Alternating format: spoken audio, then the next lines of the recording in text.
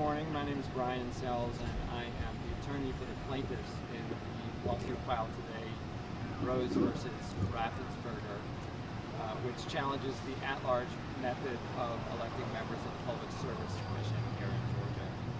The Public Service Commission has been elected statewide since 1906, and since then there has been only one African American ever to serve on the commission, and that individual was appointed first by the governor. Our lawsuit today alleges that the at-large method dilutes black voting strength in violation of the Voting Rights Act. And I am proud and pleased to represent an all-star cast of plaintiffs here with me today. Voters who are willing to stand up for their fundamental right to vote and for representation on the Public Service Commission. Well, I'm really excited to be with you all today. My name is Briante McCorkle. Could you spell that, please? Briante, it's yeah. Bronte, last name McCorkle. And I'm sorry, before I forget, can I get the spelling on your name? It's Bryansells. We have some hope of getting it right if we do that. All right. Thank you. Go right ahead. Hi, my name is Briante McCorkle, and I'm proud to be standing here today filing the lawsuit regarding the Georgia Public Service Commission. Over the past several months, I've witnessed the Public Service Commission take actions that harm the black community, harm Georgia Power customers. I am a Georgia Power customer. I am a registered voter. I'm a resident here in Southwest Atlanta. I have personally gone up to talk to public service commissioners about some of the things they've voted on as far back as December 2019 during the Georgia Power rate case, where they decided to raise power bills for folks. And most recently when they decided to resume power bill shutoffs in the middle of the coronavirus crisis that is devastating black communities health-wise and economically. And to make matters worse, the Public Service Commission has just decided to charge Georgia Power customers for the costs they've incurred due to COVID. And so all of these things are impacting the black community, or landing on the black community. They're harming us. It's just a few dollars here, $10 there, but it all adds up. Our communities are already struggling, and these decisions have just continued to add weights onto their shoulders. I have spent lots of time getting my friends and my family and my neighbors to talk to the Public Service Commission, to call them, to email them, to come to hearings, to give public comment, and we have said very clearly that we do not want these increases, and yet our voices continue to go unheard. Station wants work today. What would you like to see changed at this point? Well, what we're asking for is fair representation on the Public Service Commission. The current way that the Public Service Commission seats are elected is a statewide election. We believe that this is not allowing black voters to pick candidates that truly represent them, or to pick candidates that are interested and committed to making sure that our needs and our voices are heard when decisions are being made. So at the core of it, we're asking for fair and adequate representation on the Georgia Public Service Commission. Anybody else want to?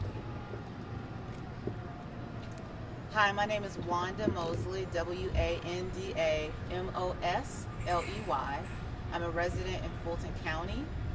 I am a part of this lawsuit as a private citizen, but I work for an organization called Black Voters Matter.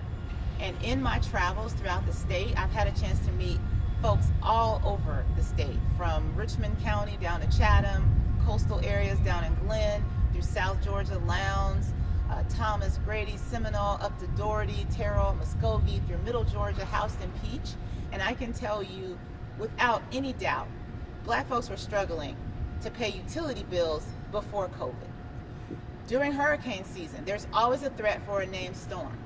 Hurricane Dorian just skirted the coast last year, didn't officially make landfall, which broke a string of 3 consecutive years where named storms hit our state, causing additional burden on working class folks, black folks, and all residents who were in the path of these storms.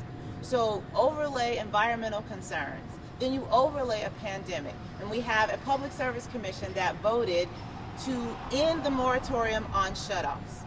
Again, black folks were struggling to pay their bills before COVID. COVID hasn't ended. If you needed an extra job or extra shifts just to keep the lights on, just to keep food on the table before COVID, you're really struggling now. And to watch this public service commission act so egregiously against black voters, knowing in the back of my mind that in those other parts of the state, those rural areas, their votes are watered down because of this current system. It doesn't give them a chance to hear from or even elect someone who lives in their area who can appreciate and lives the same concerns that they live. I can't predict an outcome. I don't know who would win. I don't know how they would govern. But this current system, I do know, prevents them from even having that chance. So the system is unfair. As a Fulton County resident, I'm frustrated that Georgia Power has the nerve to pass through costs for PPE to me as a resident, as a citizen, as a customer. That's ridiculous.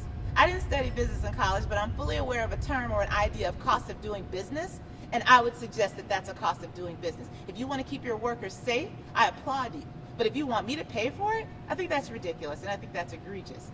And I think it's that kind of governance that's frustrating, but this system doesn't give people the power to remove those types of elected officials when they commit acts that we don't agree with, when they commit acts that harm us. We have seen that, we know that's a fact, and we deserve better. So that's why I'm proud to stand with my colleagues to be a part of this, and we want justice. We want this to be fixed. Thank you. You stay right there. I'll come to you. There we go.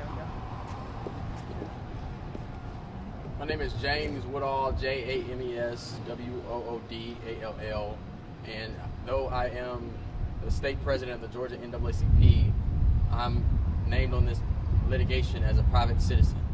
As a resident of the city of Atlanta, I am genuinely and deeply concerned about the travesty of what has taken place in the generations of Georgia history. When you have only one African American, just one, to serve in an appointed fashion before being elected to a second term.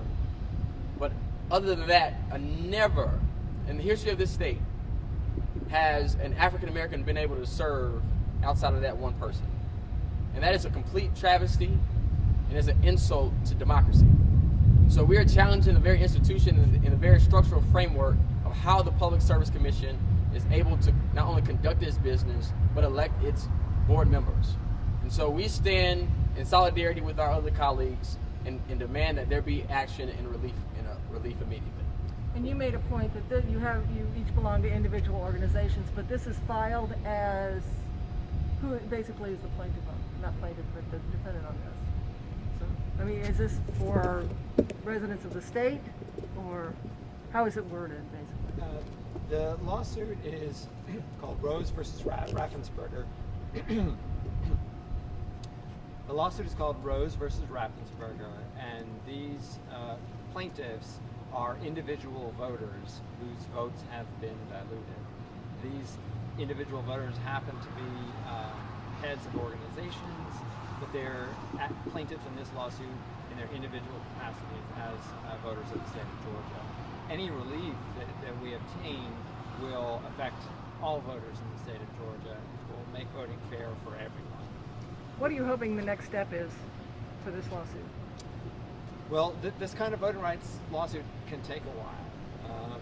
We don't expect a quick resolution, but we do hope that we'll get a resolution in time for the election following this. When is the next election for PSC? There are 2 seats up for election this fall, and there probably isn't enough time to affect those elections, but there will be more commissioners up on the ballot in 2022, and we do think there's enough time to affect that. Is there anything else you all would want to add? I just wanted to, since you asked about our organizations, I just wanted to state that I am the executive director of Georgia Conservation Voters. I work to elect pro-environment candidates and hold elected officials accountable to their actions and votes on the environment, and in particular, environmental justice. All right. All right. Thank you, folks. I appreciate it. Thank you. All right. I'm glad.